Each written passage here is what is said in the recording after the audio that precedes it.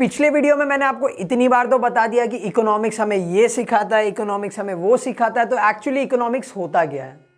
Economics is nothing but a social science which studies the way a society chooses to use its limited resources which have alternative uses to produce goods and services and to distribute them among different group of people.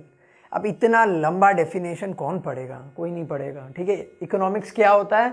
Economics एक social science होती है जो हमें ये सिखाती है कि society कैसे अपने लिमिटेड रिसोर्सेज को, देखो कैसे अपने लिमिटेड रिसोर्सेज को यूज करती है, और उन लिमिटेड रिसोर्सेज के अल्टरनेटिव यूजेस भी होते हैं, ये भी ध्यान रखती है। क्यों? क्योंकि उनको अपनी वांट्स सैटिस्फाई करनी है। हमने पिछले वीडियो में पढ़ा कि ह्यूमन वांट्स तो अनलिमिटेड होते हैं। तो इकोनॉमिक्स हमें क्या सिखाता है? इकोनॉमिक्स हमें सिखाता है कि कोई भी सोसाइटी को अपने लिमिटेड रिसोर्सेज जिनके ऑल्टरनेटिव यूजेस हैं उन्हें कैसे यूज करना है टू गेट और टू अचीव सैटिस्फैक्शन। अब देखो सैटिस्फैक्शन की बात यह, अब आप बोलोगे सर कि ह्यूमंस तो कभी सेटिस्फाई नहीं होते हैं। I totally agree with you, but कम सेटिस्फाई होने से ज़्यादा अच्छा है थोड़े ज़्यादा सेटिस्फाई हो जाए, तो वही हमें इकोनॉमिक्स बताता है। एक और बार समझा देता हूं, इकोनॉमिक्स ये सिखाता है कि कोई भी कंट्री को, कोई भी इकोनॉमी को, कोई भी सोसाइटी को या कोई भी इंडिविजुअल को अपने लिमिटेड रिसोर्सेज जिनके ऑल्टरनेट यूजेस भी हैं उन्हें कैसे यूज करना है टू अचीव और टू डिराइव मैक्सिमम सैटिस्फैक्शन, ठीक है। Economics is all about making choice in the presence of scarcity. मतलब हमें पता है कि स्केयरसिटी करके एक बहुत बड़ी प्रॉब्लम है हमारे इकोनॉमी में। स्केयरसिटी होते हुए हमें चॉइसेस बनानी है।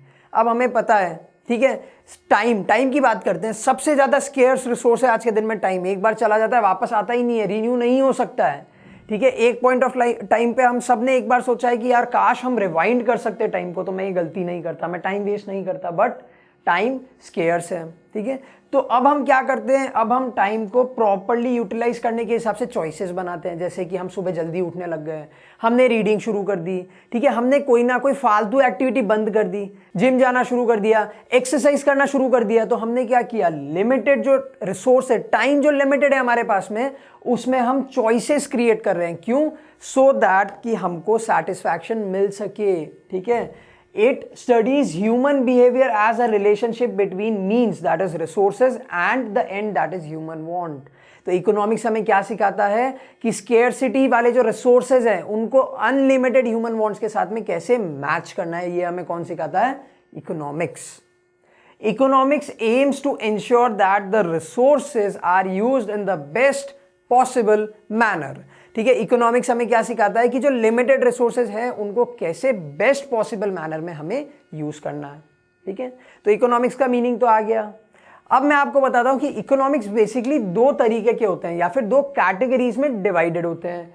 वन इज माइक्रो इकोनॉमिक्स, जो अभी हम पढ़ रहे हैं, MICRO, माइक्रो, और दूसरा होता है मैक्रो इकोनॉमिक्स, ठीक है। पूरे के पूरे स्पेलिंग में खाली एक I और एक A का फर्क है, micro economics and macro economics, जो हम नेक्स्ट वीडियो में पढ़ेंगे।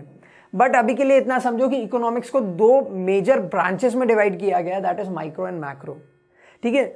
और अगर हम बात करते हैं इकोनॉमिक स्टेटमेंट्स की, तो इकोनॉमिक स्टेटमेंट्स को भी दो तरीके से डिवाइड किया गया है, one is positive and one is normative. तो अब हम चलते हैं नेक्स्ट वीडियो पे, जहां पे हम ये पॉजिटिव और नॉर्मेटिव इकोनॉमिक स्टेटमेंट्स के बारे में बात करेंगे।